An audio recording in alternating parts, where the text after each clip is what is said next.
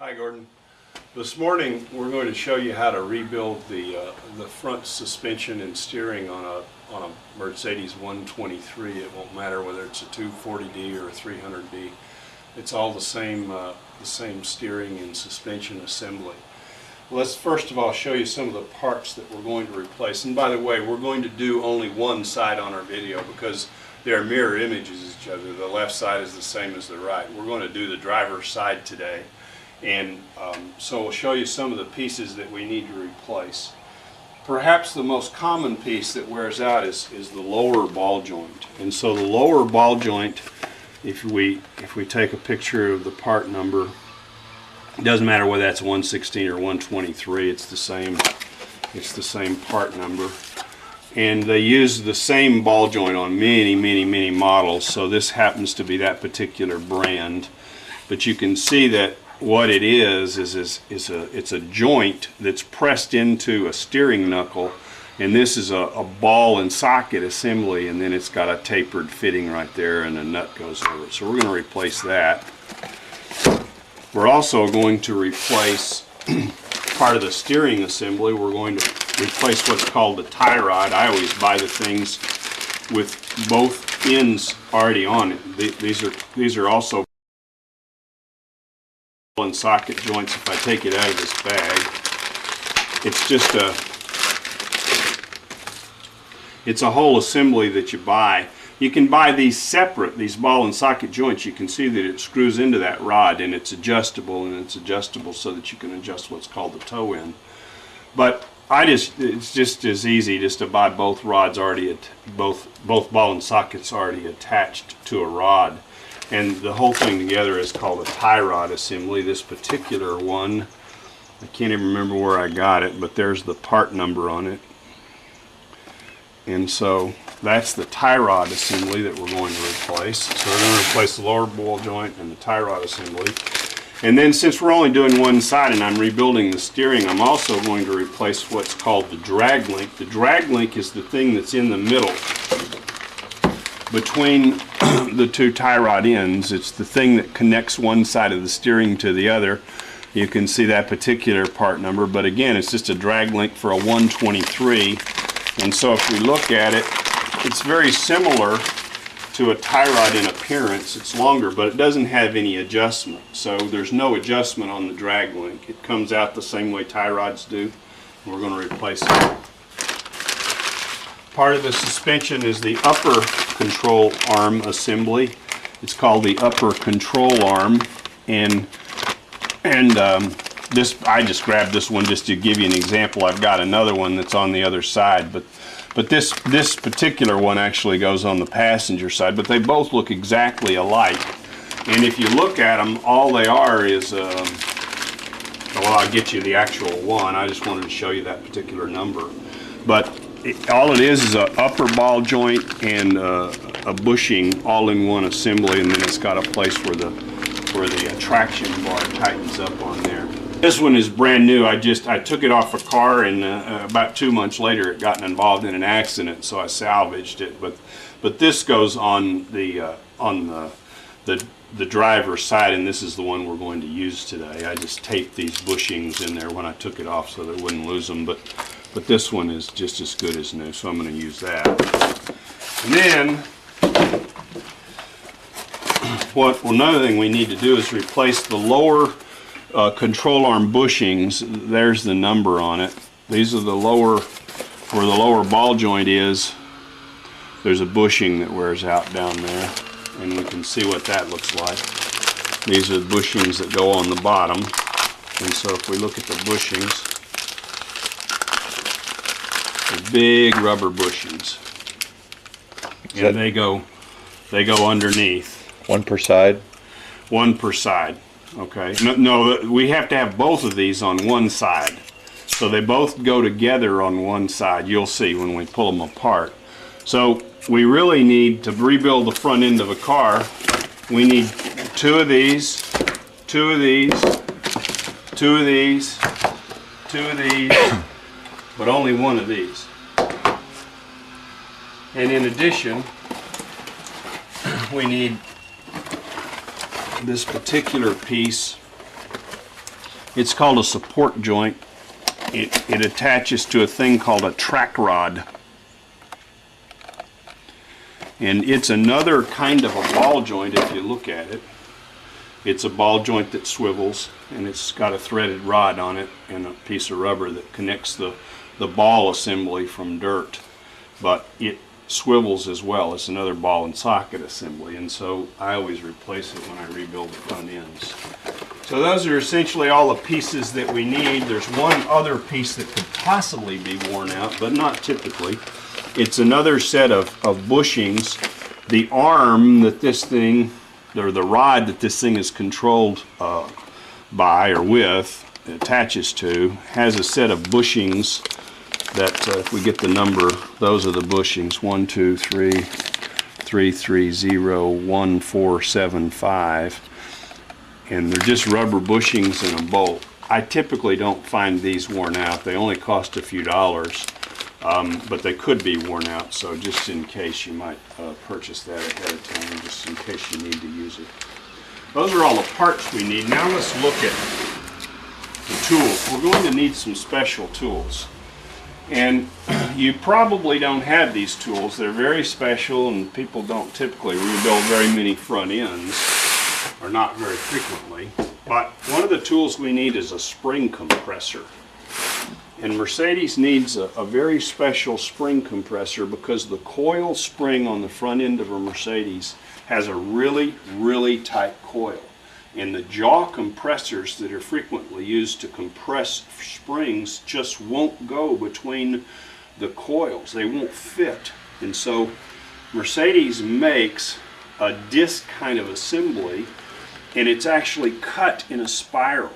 Okay, it's a forged piece, and what you do is you put this thing, one at the top end of the spring and one on the bottom, and then there's a piece that goes down between there that tightens these two up. It pulls them together by virtue of a threaded rod in the middle, and so it compresses the spring. And this particular tool is essential in order to compress the spring on a Mercedes, and it's not likely that you have it. We can get the number on it where we got it in case you're interested in purchasing one. But it's unlikely that you need to purchase it if you don't use it very often. There's an outfit called Performance Products that we've mentioned in several of our videos, and they rent these particular tools, and they also, you can purchase them from Performance Products, so you might consider purchasing one of these or renting one. The other special tool that you need is a tool that presses the ball joint into the bar, into the rod that it goes on. It's called a steering knuckle, and so you need a really special press. It's a very heavy-duty tool that's used to press that ball joint into the steering knuckle. You can also rent this tool from Performance Products. So it's a press to press the lower ball joint. And then you somehow got to separate the tie rod ends, and they make a tool, I call it a pickling fork. They make several sizes, the width of that fork. You can buy that at practically any auto parts store. You got to be careful and get one that's narrow enough to go. It actually goes in an assembly like this. It gets pushed right there, and it actually separates. You'll see when we do it, it separates those two parts. That's one way to separate it. There's another tool that's available. I have one. It's called a tie rod separator, but these come in various sizes too, and so you've got to have the right width right here to catch the tie rod. And this one is actually a little too big for a Mercedes tie rod. It will catch the ball joint, but it won't catch the tie rod very easily. And so I just use these. These are a lot faster for me. You just slam it a few times with a hammer and it'll usually work pretty rapidly. So that's what we're going to do today. The only other possible thing you might need is about a 1/2 inch bolt that's around 6 inches long. It's what I use to press the bushing into the lower control arm, because to assemble that piece is those rubber bushings need to go into that control arm, and it's really a tight fit. So let's get started. We'll start with jacking up the car.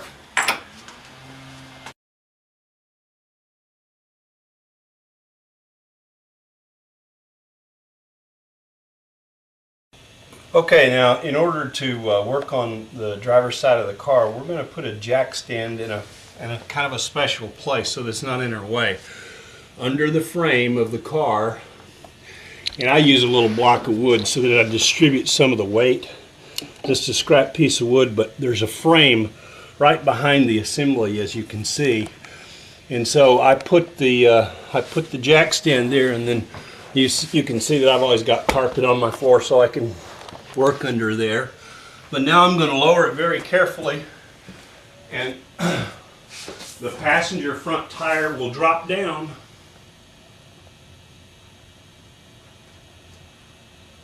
And this tire will remain high.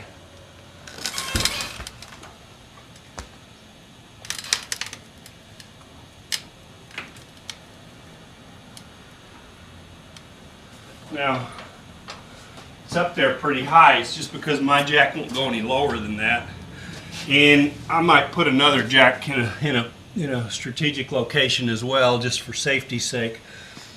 I'll probably put one where that jack is, so that I certainly don't want to be under there and have this puppy fall on me. And I'll put one in the back as well, just so I hold it up nice and high and steady. So let's put one, as a matter of fact, in the back.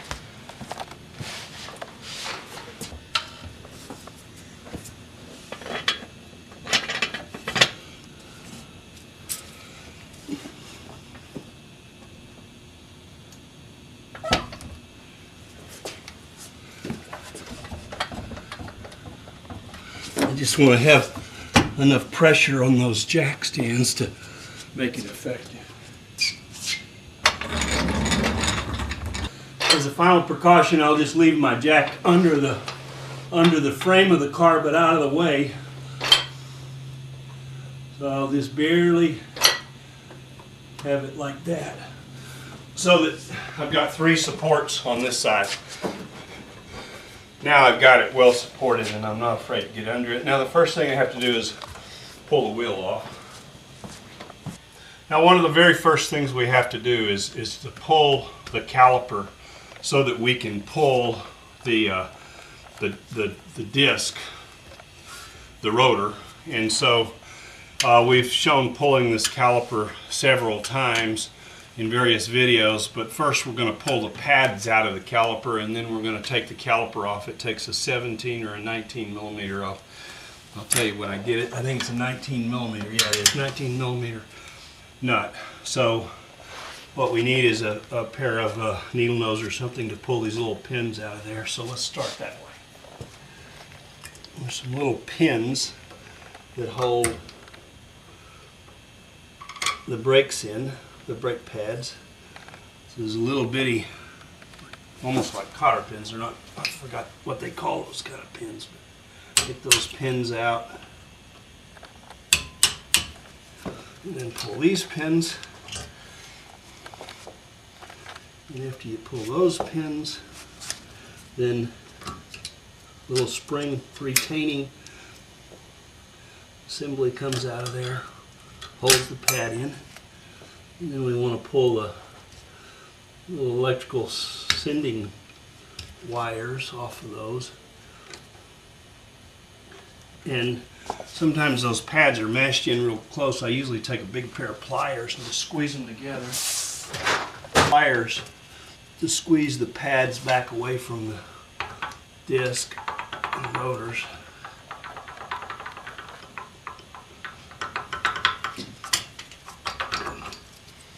See, those pads are almost new.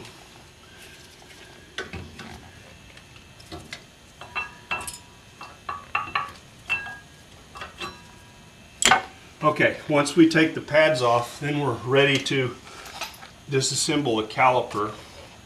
A 19 millimeter, I believe, is the correct size.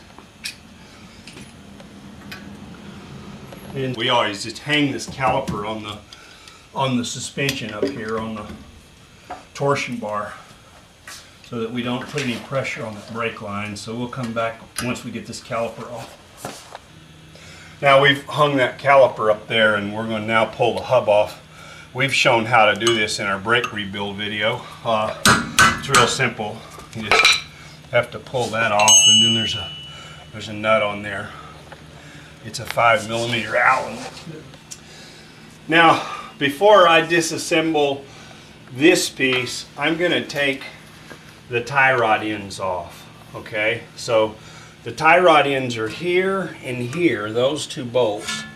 And so what we're going to do is, first of all, loosen the nut. It's a 17mm, and then we're going to use that tie rod separator.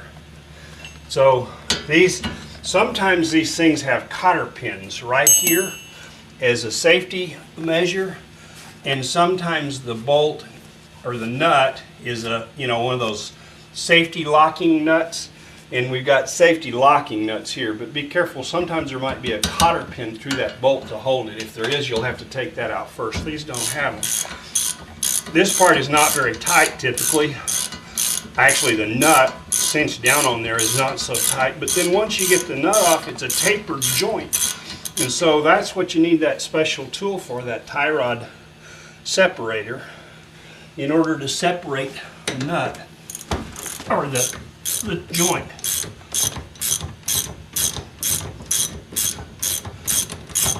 So once we take the nut off, then we get that special tool. What we're going to do is separate this joint right here. This is the tapered joint. It goes into this arm. And you can't really, it's very unlikely that by doing that you'll ever separate it. And to boot, you'll really destroy the end of that. Of course, if you're trying to change it without ever reusing it, if you're just changing them, it wouldn't hurt to destroy the end of that. But it's just very unlikely that you'll ever separate it by beating on it that way. So what we use is a wedge, essentially. That tool is a wedge, you see, and it goes right there. And by using the wedge and a big hammer, sometimes the wedge has to be the other way.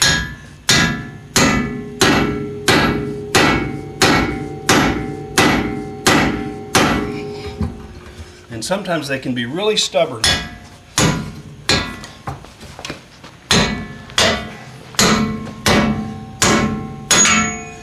But you see, finally they do separate. And of course the problem, as I said, is it's a tapered joint, and the tapered joint is what makes it so tight, and of course therein lies the safety. So now we need to separate that one as well.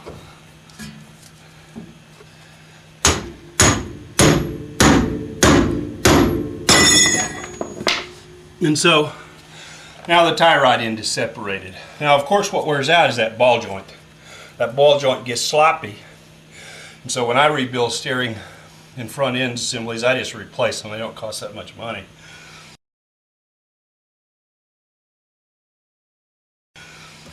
Now you can see the steering knuckle is up here. We want to replace that assembly. The steering knuckle, the lower ball joint is down here. We're going to have to take that steering knuckle off to replace it. And the bushings are inside.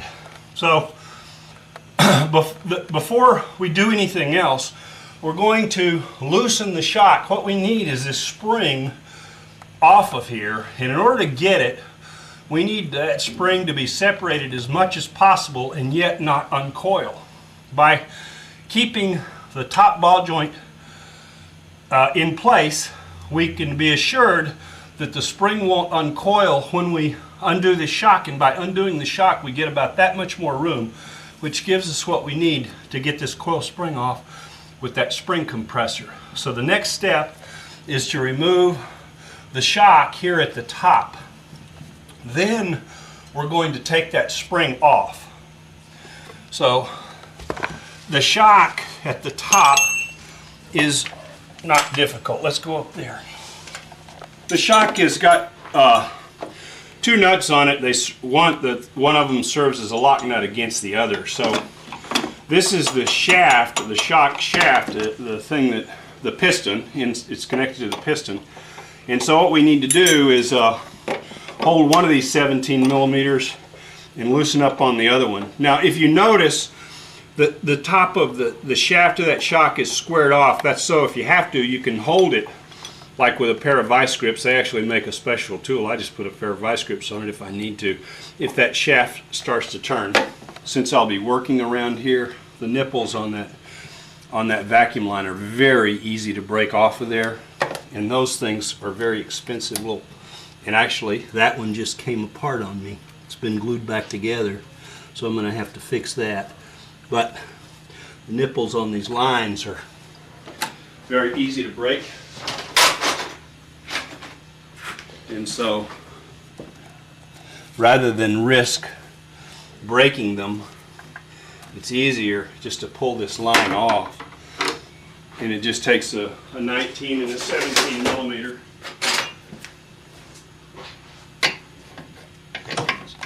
Now I just put a jack under there just to relieve the pressure a little bit on that shock shaft. Just so the nut's not so hard to get off. But I don't want to jack it off my jack stands. I just want to barely relieve the pressure. But this nut is just going to be hard all the way off, apparently. The shock off, of course, there was just the rubber washer like that, and then the steel washer and the nut. And finally, the nut backs off all the way, and I'm able to hold that shaft with a vice grip long enough to get the nut loose. And so now the shock will just come right out, and I want it out of the way. Now on a Mercedes, in order to pull the shock, you need a 10 millimeter box end wrench. An open end won't go on it because it's a 12-point bolt instead of a normal hex 6-point bolt. It's a 12-point. You'll see. Do is depress the piston in the shock and just bring it out here, because I need to take these two little 10 millimeter bolts off of this arm. And you can see, if you look very closely, they're like 12-point bolts. In other words, they've got 12 points on there. You can't get a box end wrench. It's either going to take, I'm sorry, you can't get an open end. It'll either take a box end or a socket, but it's a 10 millimeter. It's relatively simple.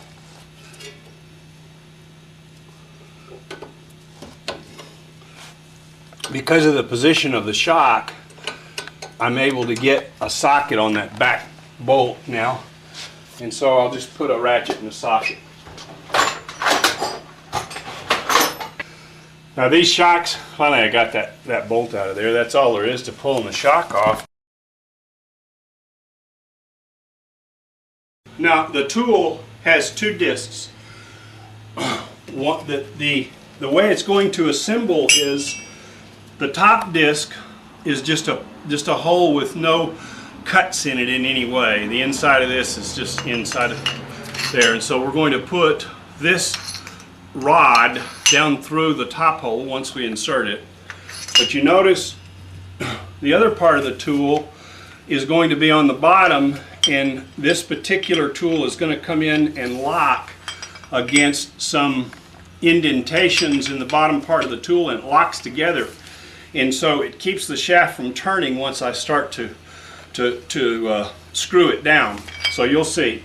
But one of the things we got to do is make sure that we get about as far on the top and bottom of this spring as possible. That's the reason we separated as much as we could and let it drop down. So we're going to put the top disc through the very top coil in that spiral.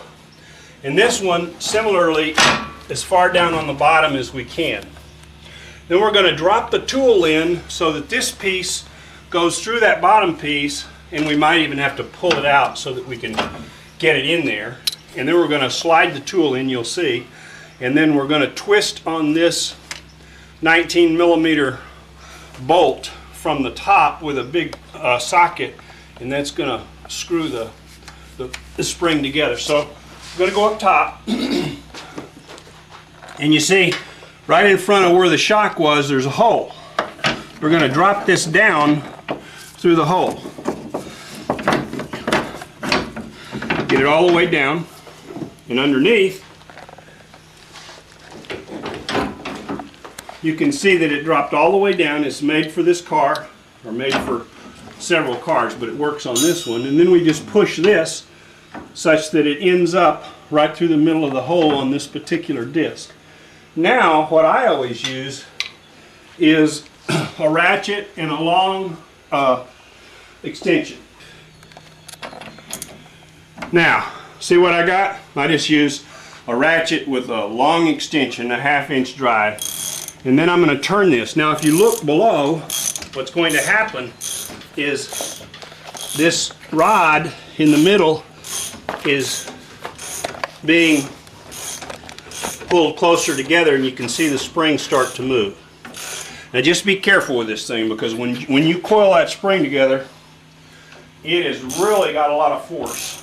And whatever you do, don't put an impact wrench on this thing. Just slowly turn it.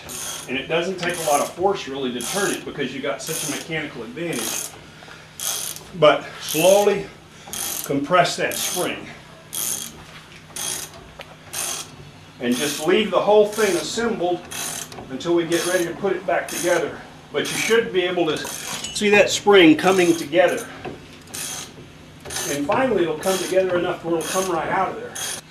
Now we've got the spring compressed, but before we take this bushing off down below, you'll notice that there's a cam lobe. I'll point to it right here. I don't know if you can see that, Gordon, but right here there's a lobe, and there's a big 24mm nut right there.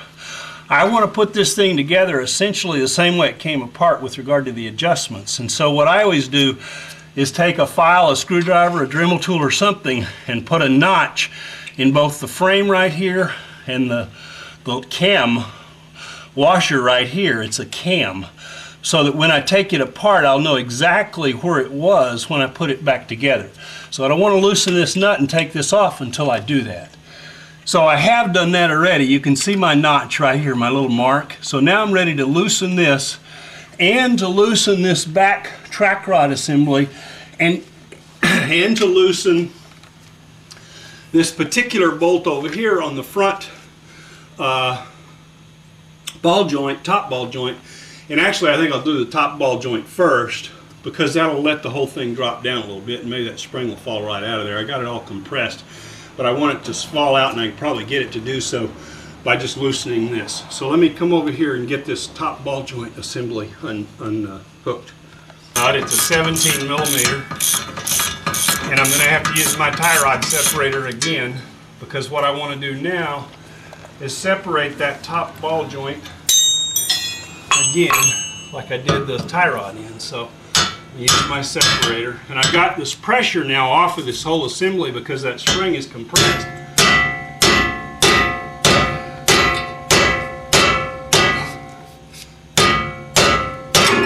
So when it separates, the spring doesn't have any pressure. Now you see the spring is just hanging there. Gordon's going to have a hard time getting the camera underneath where I'm going to be, so I'll just show you. This is this track rod assembly, and it's bolted onto the frame with 3 13mm bolts. Fits in a little socket back there. I'm going to take these 3 bolts off. It's not going to be visible to the camera, but they're behind the frame, and that's where I'm going to be. As soon as I take those bolts off, then I'm going to pull this big 24mm bolt out of the lower control arm, and the whole assembly will drop off of there. Now, the nut on this lower ball joint is a 24mm, and I'm backing it up with a 24mm open-end wrench. And so we just need to take the nut off, and then the entire assembly will come off. As soon as I get it loose, I'm going to switch from a breaker bar to a ratchet.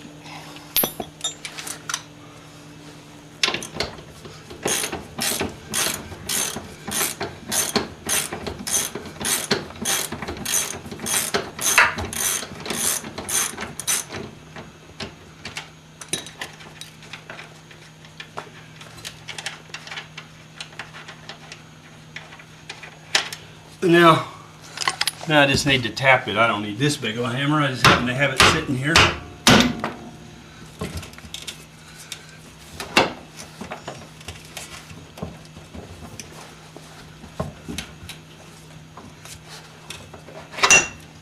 Do you see this bolt? This is one of the adjustments called the caster, and this bolt, you see, when it twists, that acts as a cam lobe against the frame of the car, and it's the same way back and front.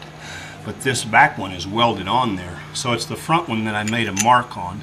See my little mark? And so I'll know exactly how it was, so that when I put it back together, it'll be approximately aligned. So now the entire assembly just drops out of there. And so I had to do that in order to get to two things. This front ball joint, which is really worn out. Look how sloppy that is.